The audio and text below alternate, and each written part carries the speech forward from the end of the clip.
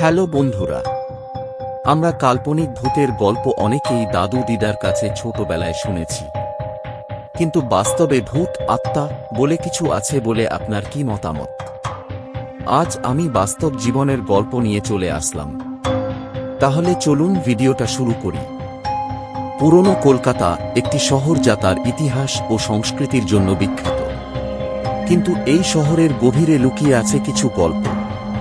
এমনই একটি বাড়ি রয়েছে উত্তর কলকাতায়, যেখানে একসময় বসবাস করতেন এক ধনী জমিদার। বলা হয় জমিদারের মৃত্যুর পরও তার আত্মা এই বাড়িতে ঘুরে বেড়ায়। সুন্দরবনের গভীরে আছে মানিক পীরের মাজার।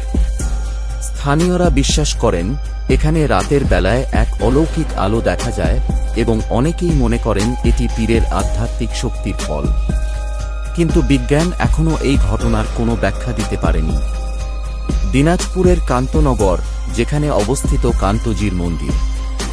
মন্দিরের পাশেই একটি পুরনো বাড়ি, যা ভূতের বাড়ি হিসেবে পরিচিত। স্থানীয়রা বলেন এখানে রাত হলে অদ্ভুত আওয়াজ শোনা যায়, এবং অনেকেই এখানে রাতে আসতে ভয় পান। এই ছিল বাংলার কিছু অজানা রহস্যের গল্প।